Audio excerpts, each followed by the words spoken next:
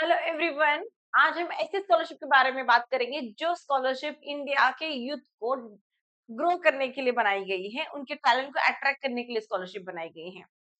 देखिए, ये स्कॉलरशिप है जो 12th पास स्टूडेंट्स को 80,000 रुपीज तक का सालाना स्कॉलरशिप मिल सकती है।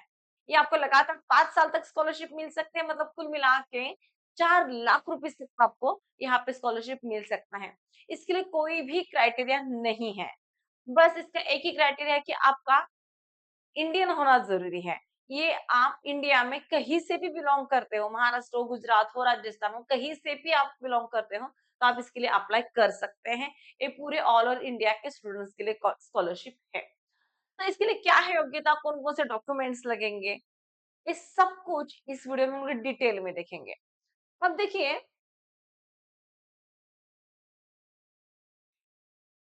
ये स्कॉलरशिप का मतलब क्या है? ये स्कॉलरशिप कौन प्रोवाइड कर रहा है? ये स्कॉलरशिप जो है, वो हमारा गवर्नमेंट ऑफ इंडिया प्रोवाइड कर रहा है और department of science and technology. इसका मतलब क्या हो गया कि ये जो स्कॉलरशिप है, बस साइंस स्ट्रीम वालों को मिलेगी। मतलब अगर आप 12th स्टैंडर्ड के पास बीएससी कर रहे हैं, एमएससी, इसी बच्चों को ये स्कॉलरशिप मिलेगी। बीए, बीकॉम वालों को ये स्कॉलरशिप नहीं मिलेगी। मतलब अगर आप कॉमर्स से कॉमर्स में हो, आर्ट्स कर रहे हो, तो आपको स्कॉलरशिप नहीं मिलेगी। अब ये जो स्कॉलरशिप का नाम क्या है? Inspire scholarship for higher education. मतलब 12th स्टैंडर्ड के बाद आप ये स्कॉलरशिप ले रहे हैं, तो हायर एजुकेशन के लिए ये स्कॉलरशिप है। 9, 10th, 11th, 12th के लिए स्कॉलरशिप नहीं है, 12th के बाद के बच्चों के लिए ये स्कॉलरशिप है। अब मोड ऑफ एप्लीकेशन, आप कैसे एप्लीकेशन कर सकते हैं? इंस्पायर के ऑनलाइन पोर्टल पे जाके आप ऑनलाइन ही इसके लिए अप्लाई आपको करना पड़ेगा। अब एप्लीकेशन लेवल क्या है? नेशनल है, मतलब पूरे ऑल ओवर इंडिया के सारे बच्चे इसके लिए अप्लाई कर सकते हैं।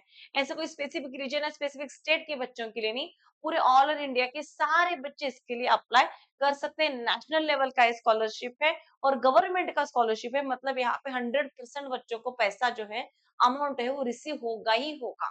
इसके लिए देखिए, ध्यान रखिए। अब सिलेक्शन प्रोसेस क्या है? Based on academic merit and verification of uploaded document. देखिए, अपलोड डॉक्यूमेंट करते टाइम आपको बड़ी ध्यान से इसको यहाँ पे आपको डॉक्यूमेंट जो है अप्लाई करने पड़ेंगे, अपलोड करने पड़ेंगे, ठीक है? और जो है यहाँ पे मेरिट के बेस पे आपका सिलेक्शन किया जाएगा। आप बोलोगे मैम आपने बोला था कि इसके लिए कोई क्राइटेरिया नहीं है। देखिए, ऐसा स्पेसिफिक क्राइटेरिया नहीं है कि 60% से ज्यादा बच्चे, 70% से ज्यादा बच्चे, ऐसा क्राइटेरिया नहीं है। इसका क्राइटेरिया जो है, अब सपोज मान लो कि आप गुजरात से हो, ओके? अब गुजरात में सपोज कि इस साल 1000 बच्चों ने क्या किया था? 12th दिया था, ओके? उन 1000 बच्चों में अगर आप 1% में हो, 1000 बच्चों में अगर आप 1% के क्राइटेरिया में आते हो, मतलब 1% टॉप किया है अपने, मतलब सपोज मान लो कि 1000 बच्चे में अगर आपका टॉप 10 में अगर आपका नाम है, तो आपका वहां पे सिलेक्शन किया जाएगा। ये इसका क्राइटेरिया है। समझ में आ गया? 1000 बच्चों में अगर आप टॉप 10 में हो, जैसे 1 लाख में अगर आप टॉप 1000 में हो, तो आपका यहाँ पे सिलेक्शन किया जाएगा। मतलब आपका टॉप 1% में होना जरूरी है आपके 12th बोर्ड एग्जाम में। ये है इसका मेन क्राइटेरिया। अब ड्यूरेशन क्या है? आपको 5 साल तक ये स्कॉलरशिप आपको मिल सकती है। रिन्यूअल क्या है? Subject to maintaining good academic performance and submission if required document annually. मतलब आपको ये लगातार 5 साल मिलने वाली है। ऐसा नहीं है कि बस आपने एक बार ही डॉक्यूमेंट अपलोड कर दिए और आपको कंटिन्यू आपके खाते में पैसे जमा होते जाएंगे, ऐसा नहीं है।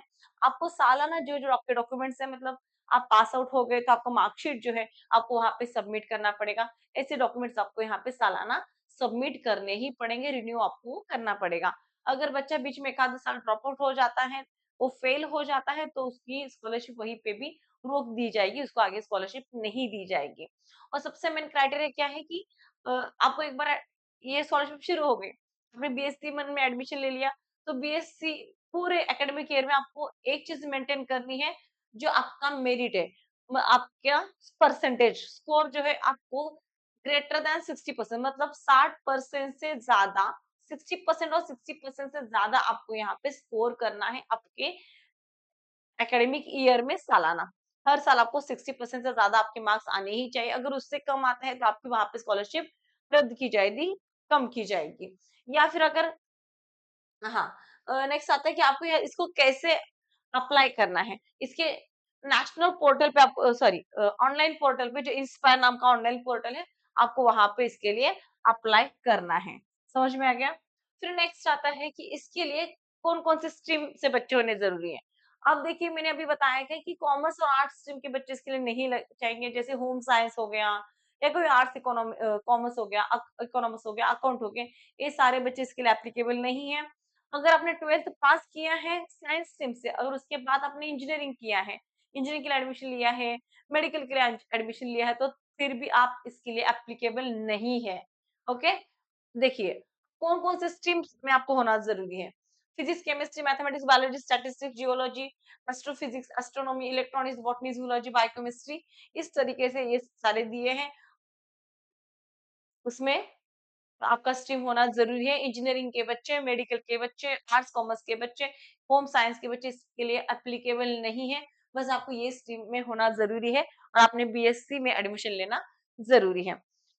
अब नेक्स्ट आता है कि इसके लिए डॉक्यूमेंट क्या लगेंगे, और डॉक्यूमेंट से पहले और एक बात मैं आपको बताती हूँ कि अभी मैंने बताया कि आपका जो क्राइटेरिया है वो 1% टॉप रैंक में आपका होना चाहिए। अगर 1000 बच्चों ने 12 दिया था तो आपको उसमें 1% में आपका होना जरूरी है, मतलब टॉप 10 में आपका होना जरूरी है। या फिर अगर आपने जेई दिया है या नीट दिया है या जेई एडवांस, इस तरीके से अगर आपने एग्जाम्स दिए हैं तो उसके टॉप 10,000 रैंक में आपका होना जरूरी है। देखिए अगर जेई नीट इस तरीके से आप एग्जाम देते हैं तो उसके टॉप 10,000 रैंक में अगर आपका नाम आता है, तभी भी आप इसके लिए एप्लीकेबल हो, आप इसके लिए अप्लाई कर सकते हैं। समझ में आ गया? इस तरीके से आपको ध्यान रखना है। अब इसके लिए कौन कौन से डॉक्यूमेंट्स लगेंगे, इसके लिए देखिए आपको पासपोर्ट साइज, अब यहाँ पे याद रखना है कि जो भी आपके डॉक्यूमेंट्स है 1 एमबी से ज्यादा उसका साइज नहीं होना चाहिए, 1 एमबी से कम और उतना ही उसमें साइज होना जरूरी है। अब देखिए जेपीजी साइज का फोटो है, सॉरी पासपोर्ट साइज फोटो है जो जेपीईजी फॉर्मेट में होना जरूरी है। उसके लिए जो साइज है वो 50 केबी से कम और 50 केबी होना चाहिए, उससे ज्यादा वाला फाइल आप अपलोड नहीं कर पाएंगे। ठीक है, ये चीज का आपका ध्यान रखना है। 10th का मार्कशीट लगेगा और proof of date of sorry date of birth, ये भी लगेगा। फिर क्लास 12 का मार्कशीट यहाँ पे मैंडेटरी है। Endorsement certificate sign by the principal director, registration prescribed format में होना जरूरी है। Eligibility issued by the board optional, ये होना जरूरी है। नेक्स्ट सर्टिफिकेट, अगर आपने जेई दिया था, नीट दिया था, तो आपको ओलंपियाड वगैरह इस तरीके से अगर आपने कुछ एग्जाम्स दिए हैं तो उसके लिए उसके भी आपको सर्टिफिकेट देने हैं। जैसे मैंने अभी बताया था कि अगर 10 टॉप 10,000 के रैंक में अगर आप आते हैं तो आपको ये सर्टिफिकेट इसमें देना जरूरी होता है। फिर कास्ट सर्टिफिकेट, अगर देखो ये सारे स्टूडेंट्स के लिए है, लेकिन अगर आप कास्ट में बिलोंग करते हैं, मतलब कि OBC, EBC, SC, NT, ST, इस अगर कैटेगरी में अगर आप हो तो आपको यहाँ पे आपका कास्ट सर्टिफिकेट भी देना जरूरी है। ठीक है, अगर नहीं है तो कोई बात नहीं, अगर आप ओपन कैटेगरी से बिलोंग करते हैं तो तभी भी कोई बात नहीं, आप इसके लिए अप्लाई कर पाएंगे। लेकिन अगर आप कास्ट से बिलोंग करते हो तो आपको ये सारे सर्टिफिकेट भी यहाँ पे देने जरूरी है। फिर यहाँ पे आपका जो बैंक में अकाउंट ना, SBI state bank of India में ही आपका अकाउंट होना जरूरी है, वो भी सेविंग अकाउंट होना जरूरी है। तो यहाँ पे स्टेट बैंक ऑफ इंडिया का जो आपका पासबुक होगा उसका फ्रंट पेज, पहला वाला पेज आपको, सॉरी फ्रंट पेज में फर्स्ट पेज आपको यहाँ पे सबमिट करना है एज ए डॉक्यूमेंट के तौर पे। और एनी रिलेवेंट जो डॉक्यूमेंट है यहाँ पे आपको देना है। अब यहाँ पे जो आपका स्टेट बैंक का अकाउंट है आधार कार्ड से लिंक होना जरूरी है, और आधार कार्ड आपके फोन नंबर से लिंक होना इसके लिए जरूरी है। ठीक है, ये रहेंगे इसके सारे डॉक्यूमेंट्स। अब आता है कि ये सब हमें अप्लाई कहाँ पे करना है और कब करना है। तो देखिए अब हाउ टू अप्लाई, पहले हम लोग जाएंगे इस फाइल के पोर्टल पे, वहां पे न्यू यूजर करके हम लॉग इन कर एंटर, न्यू यूजर पे हम क्लिक करेंगे। फिर उसके बाद हम रजिस्टर हियर पे जाएंगे, उधर हम रजिस्टर हियर पे रजिस्ट्रेशन पहले करेंगे, जहाँ पे आपका नाम देना है, आपका ईमेल आईडी देना है, आपका फोन नंबर देना है और एक पासवर्ड आपको यहाँ पे बनाना है। पासवर्ड बनेगा तो उसी पासवर्ड को आप कंफर्म कीजिए और आपको वो रजिस्ट्रेशन करके आईडी आपको मिल जाएगा। अब ये जो आईडी है रजिस्ट्रेशन फिल होने के बाद हमने सबमिट कर दिया, फिर आपका अकाउंट जो है एक्टिवेट किया जाएगा via the email link. Email जब अभी मैंने कहा आपको जो ईमेल आईडी है वो उस पे आपको क्या हो जाएगा, लिंक मिलेगा। और कई बार क्या होता है ना, ये ईमेल आईडी हम लिंक इनबॉक्स में चेक करते हैं लेकिन कभी कभी स्पैम में भी आ जाता है। तो आप जैसे ही अकाउंट क्रिएट होगा आप अपना ईमेल आईडी में आपके ईमेल में आप इनबॉक्स और स्पैम दोनों भी चेक कर लेना, उसमें आपको कहीं न कहीं ये ईमेल लिंक जो है मिल जाता है। तो लिंक पे अगर आप क्लिक करोगे तो आपका आगे का प्रोसीजर इसमें शुरू होता है। अब उसके बाद हम क्या कर सकते हैं, login using the registered using credential, click on the scholarship करेंगे, फिर अप्लाई फॉर स्कॉलरशिप करने के बाद आपको यहाँ पे सारे जो डिटेल्स दिए जाएंगे, अब कौन कौन से डिटेल है, वो सारे डिटेल जैसे आपका नाम हो गया, आपका मार्कशीट वगैरह जो है, पेरेंट्स का नाम, पेरेंट्स इनकम जो है, एड्रेस प्रूफ है, स्कूल का नाम, वो सब कुछ वहां पे दिया जाएगा। आपको स्टेप बाय स्टेप वहां पे लिखते जाना है। डिटेल्स लिखते टाइम एक याद रखना है कि कुछ भी मिस्टेक उसमें आपका नहीं करना है। आपका जो 10th का मार्कशीट है, वही मार्कशीट पे आपका से नाम हो, आपका डेट ऑफ बर्थ हो, वो सब कुछ उसी से आपका मैच होना ज़रूरी है। अगर आपकी कुछ भी स्पेलिंग मिस्टेक होती है, तो आपका प्रोसीजर उधर ही बंद किया जाएगा। आप उसके लिए अप्लाई नहीं कर पाएँगे और इसके लिए करेक्शन विंडो वगैरह ऐसा कुछ नहीं होता। तो एक टाइम ही हम लोग इसके लिए अप्लाई कर सकते हैं और उसके लिए आपको प्रॉपर ही अप्लाई करना है। चाहे तो आप किसी साइबर कैफे में चले जाइए, एक जगह पे शांति से बैठ के लैपटॉप या कंप्यूटर पे उसपे प्रॉपर तरीके से आपको यहाँ पे अप्लाई करना है। अब डॉक्यूमेंट सबमिट करते टाइम अगर आपके 12th स्टैंडर्ड में कुछ सपोज मान लो 65% है, तो यहाँ पे आपने 75% नहीं देना है। जितना वहाँ पे दिया है, जितने हमारे डॉक्यूमेंट्स में हमारे सारे मार्क्स है, सारे डिटेल्स है, पेरेंट्स का नाम वगैरह, वो सब कुछ आपका एज़ इट इज़ ही यहाँ पे होना ज़रूरी है। इस चीज़ को आपको ध्यान रखना है। कहीं पे भी ऊँच-नीच थोड़ा बहुत भी हो जाता है, तो आपका यहाँ पे कैंसल किया जाएगा, आपको स्कॉलरशिप नहीं दी जाएगी, इस चीज़ का आपको ध्यान रखना है। अब नेक्स्ट आता है कि ये सब डॉक्यूमेंट्स देने के बाद आपको यहाँ पे सबमिट करना है, इस तरीके से आपको ये देना है। अब ये जो इतना सब करने के बाद आपको मिलेगा सालाना, इस चीज़ का आपको मिलेगा सालाना 60,000 रुपीज़। आप बोलेंगे मैम अभी आप बोले थे कि 80,000 मिलेगा। अब देखिए, इसका आपको मिलेगा 60,000 रुपीज़ एकेडमिक ईयर का मिलेगा। ओके, अब बाकी का जो 20,000 है, आपको उसके मिलेंगे प्रोजेक्ट के मार्क्स। अब ये प्रोजेक्ट क्या है? 20,000 रुपीज़ आपको मिलेगा किसके लिए? प्रोजेक्ट के लिए। सालाना 20,000 समर वैकेशन का जो प्रोजेक्ट होता है, उसके लिए मिलेंगे। आपको ये क्या करना है? प्रोजेक्ट बनाना है।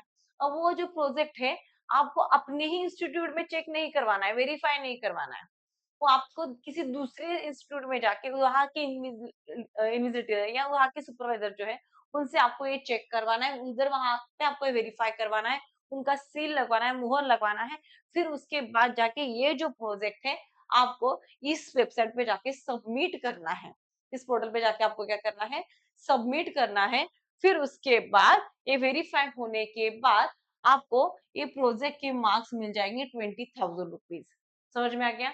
ये सब करने के आपको मिलेगी 60,000, प्रोजेक्ट के मिलेंगे आपको सालाना 20,000, मतलब हर साल आप नया-नया प्रोजेक्ट बनाते जाओगे और उस प्रोजेक्ट वेरीफाई होने के बाद आपको सालाना 20,000 रुपीज़ अप टू 5 इयर्स तक, मतलब 1 लाख रुपीज़ आपको इस तरीके से प्रोजेक्ट का और 3 लाख रुपीज़ आपको एकेडमिक ईयर के लिए, ऐसे 5 साल तक ऐसा टोटल 4 लाख रुपीज़ का आपको यहाँ पे अमाउंट मिल सकता है। ओके, आई होप कि आपको ये पूरा प्रोसीजर समझ में आया होगा। अब जानते हैं कि इसको अप्लाई कब करना है, ये कब ओपन हो रहा है, हम कब से अप्लाई करेंगे। देखिए अभी तो एप्लीकेशन का लिंक ओपन नहीं हुआ है, ये मोस्टली अगस्त तक ओपन हो जाता है। तब तक आप ये सारे डॉक्यूमेंट्स रेडी रखिए और जैसे ये लिंक ओपन होता है हम आपको इन्फॉर्म जरूर करेंगे। उसके लिए चैनल को सब्सक्राइब करना ना भूलें। अगर वीडियो को आपको पसंद आया हो तो आप इसको लाइक जरूर कीजिए।